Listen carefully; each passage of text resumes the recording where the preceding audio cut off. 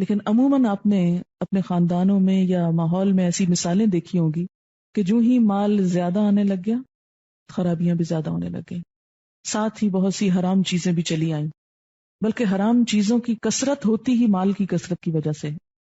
شراب بھی وہی افورڈ کر سکتا ہے جس کے جیب میں پیسہ ہو اور ایکسیسو منی ہو، اور پھر خصوصاً معاف کیجئے جب پیسہ بھی حلال کا ہو تو اس سے شراب خریدنا مشکل ہے اور خریدنے کو دل بھی نہیں چاہے گا، لیکن جب وہ سود کا پیسہ ہو، مثلا حرام پیسہ حرام ہی جگہ پر لگانے کے قابل ہوتا ہے، ناپاک چیز سے کبھی پاکی نہیں پھوٹ سکتی، خیر اور بھلائی نہیں عام ہوتی، وہ بے برکتی اور غلط چیزوں میں ہی استعمال ہوتا ہے۔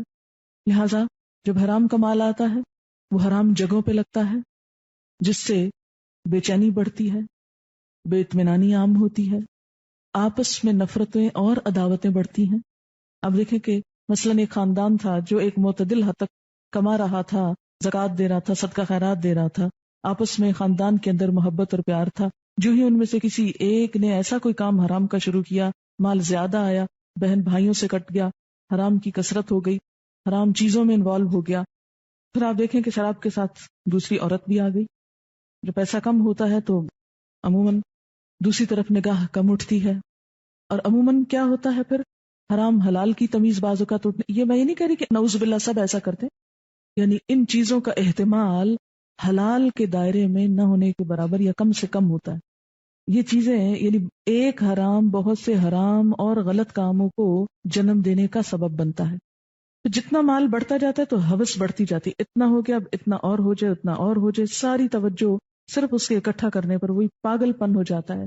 باولا شخص جسے اپنی کیئر بھول جاتا ہے، بال بچوں کی بھول جاتا ہے۔ اسی طرح حرام کے ذرائع سے بہت مال اکٹھا کرنے والے خود اپنی ذات کی، اپنی بیوی، اپنے بچوں، اپنے خاندان، ان تمام سے غافل ہو جاتے ہیں۔ وہ سمجھتے ہیں ہم نے مال دے دیا، پیسہ دے دیا، اب یہ محبت کے بھی بدل ہو گیا اور باقی سب چیزیں بھی اسی سے پوری ہو جائیں گی۔ تو وہ جو انسان کو انسان سے محبت اور ہمدردی اور شفقت ملتی ہے، اس کی جگہ مال سے پوری کرنے کی کوشش کی، جو بالکل ہی الٹ ہو گیا سب کچھ۔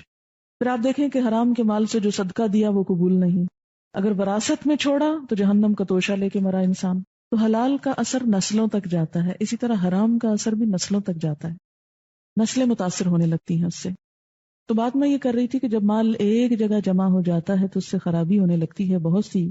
پھر آپ یہ بھی دیکھیے ساتھ کہ مثلاً آپ کھانا کھاتے ہی چلے جائیں اور جو ویسٹ ہے اس کا وہ جسم سے باہر نہ آئے تو کیا ہوگا؟ کوئی ایسا مریض کہ جو صرف کھائے اور اس کا سسٹم کام نہ کرے کہ جس سے اس کے ویسٹ مادے باہر جا سکیں، ایسے شخص کی تکلیف اور مصیبت کا آپ اندازہ کر سکتے ہیں۔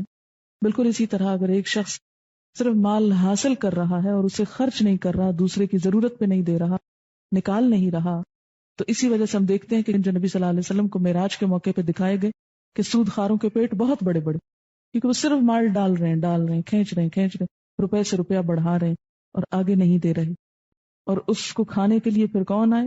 سانپ ڈالے گئے۔ اس کے برعکس جو شخص مال کو حلال طریقے سے کمائے، اپنی ذات پر بھی خرچ کرے، دوسروں پر بھی خرچ کرے، اور فرض کے علاوہ، صدقات کے علاوہ مقروض کو قرض بھی دے، اور اگر مقروض قرض واپس نہ کر سکے تو اس کو صدقہ کر دے، اس کا کیا اجر ہے، کیا جزا ہے؟ حضرت ابو قتادہ فرماتے ہیں کہ جس شخص کو یہ بات محبوب ہو کہ اللہ تعالیٰ اسے قیامت کے دن کی سختیوں سے نجات دے، اسے چاہیے کہ تنگ دست کو مہلت دے یا اسے معاف کر دے۔ صحیح مسلم کی روایت۔ آپ صلی اللہ علیہ وسلم نے فرمایا کہ جس شخص کے ذمے کسی کا قرض ہو اور مقروض ادائیگی میں تاخیر کرے تو قرض خواہ کے لیے ہر دن کے عوض صدقہ ہے۔ آپ صلی اللہ علیہ وسلم نے فرمایا جو شخص کسی تنگ دست کو مہلت دے یا معاف کر دے، قیامت کے دن اللہ اسے اپنے سائے میں جگہ دے گا۔ صحیح مسلم کی روایت۔ اور اسی طرح اگر مقروض جو ہے تنگ دست ہو یا قرض خواہ زیادہ ہو تو اسلامی عدالت قرض خواہ یا قرض خواہوں سے مہلت دلوائے یا قرض کا کچھ حصہ معاف کرائے گی۔ یعنی ایک شخص اگر مقروض ہے، دب گیا، جیسے ایکسیڈنٹ ہے کسی کا خدا نہ خواستہ، تو اب اس میں صرف اس کے رشتے داروں یا خاندان والوں کا ہی تو ذمہ نہیں، دوسرے بھی جو آس پاس ہیں ان کا بھی ذمہ ہے۔ تو ایسی صورت میں کیا ہے کہ اسلامی حکومت یعنی اسلامی نظام جب قائم ہو تو حکومت انٹرفیئر کرے، مقروض شخص کا قرضہ معاف کرائے یا اسے مہلت دلائے۔ یہ اس صورت میں جب کوئی دیوالیہ ہو جائے، حضرت ابو سعید کہتے ہیں کہ نبی صلی اللہ علیہ وسلم کے زمانے میں ایک شخص کو پھل کی خرید و فروخت میں نقصان ہوا اور اس کا قرضہ بہت بڑھ گیا. آپ نے لوگوں سے فرمایا اس پر صدقہ کرو. لوگوں نے صدقہ کیا، پھر بھی اتنی رقم نہ ہو سکی جو قرضہ پورا کر سکے. آپ صلی اللہ علیہ وسلم نے قرض خواہوں سے فرمایا جو کچھ تمہیں ملتا ہے لے لو، اور تمہارے لیے یہی کچھ ہے، یعنی اور نہیں دے سکتا یہ.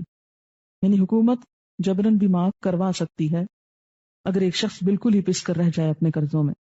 حضرت عبداللہ بن کعب کہتے ہیں کہ میرے باپ کعب بن مالک نے عبداللہ بن ابی حضرت سے مسجد نبوی میں اپنے قرض کا تقاضا کیا. دونوں چلانے لگے. انسان تھے نا. آپ صلی اللہ علیہ وسلم اپنے حجرے میں تھے، ان دونوں کی آوازیں سنی تو آپ حجرے کا پردہ اٹھا کر برآمد ہوئے. کعب کو پکارا. کعب نے عرض کی حاضر یا رسول اللہ صلی اللہ علیہ وسلم. آپ نے اشارے سے فرمایا آدھا قرض چھوڑ دو. کعب کہنے لگے یا رسول اللہ صلی اللہ علیہ وسلم میں نے چھوڑ دیا. پھر آپ نے ابو حضرت سے فرمایا اٹھ اور اس کا قرض ادا کر. یعنی آپ نے کچھ معاف کرا دیا اور کچھ ادا کرنے کو کہا. پھر اسی طرح اگر کوئی قرض خواہ مقروض کے ہاں اپنی چیز بے جنسی ہی پالے تو وہ اس کی ہوگی. یعنی پیسے کی بجائے اگر کوئی دوسری چیز اس کے عوض مل رہی ہو تو وہ بھی دی جا سکتی ہے. یعنی جسے آپ کہتے ہیں نا قرض کرنا. لیکن کچھ چیزیں قرض کرنے سے منع کیا گیا ہے. مثلا رہنے کا مکان جس میں وہ شخص واقعی خود رہ رہا ہو، اس کو نکال کے اس کا مکان قرض نہیں کیا جائے گا. اس کے اور اس کے اہل خانہ کے پہننے کے کپڑے. تاجر ہے تو اس کے کچھ تجارت کا سامان، اور اگر صنعت حرفت میں ہے تو اس کے کچھ اوزار، اور گھر والوں کے کھانے پینے کا سامان. یہ بھی کیوں؟ اس لیے کہ آخری حد پر بھی جا کر انسانی ہمدردی کو نہ بھولو. کسی کو ننگا نہ کرو، اس کو بھوکا نہ چھوڑو، اس پہ ظلم نہ ڈھاؤ. مسلمان مسلمان کا بھائی ہے. پھر فرمایا واتقوا یوما، ڈرو اس دن سے. کس دن سے؟ قیامت کے دن سے. کیا ہوگا اس دن؟ ترجعون فیہ الی اللہ، تم لوٹائے جاؤ گے اس دن اللہ کی طرف. یعنی یہ سود وہی چھوڑ سکتا ہے جس کو آخرت کی طرف واپسی کا اندیشہ ہو، جس کے دل میں آخرت کا خوف ہو، فکر ہو. کب تک دنیا میں یہ عیش و عشرت کرتے رہو گے؟ کب تک تمہیں یہ سب کچھ حاصل رہے گا؟ اس دن کا بھی سوچو. ترجعون فیہ الی اللہ، جس میں تم اللہ کی طرف لوٹائے جاؤ گے. ثم توفی کل نفس، پھر پورا پورا دیا جائے گا ہر شخص کو. کیا؟ ما کسبت، جو اس نے کمائی کی. وہم لا یظلمون، اور وہ ظلم نہ کیے جائیں گے. یعنی کسی انسان پر کچھ بھی ظلم نہ ہوگا. آیت بھی بہت سی روایات کے مطابق قرآن پاک کی آخری آیت ہے جو آپ کی وفات سے چند روز پہلے اتری.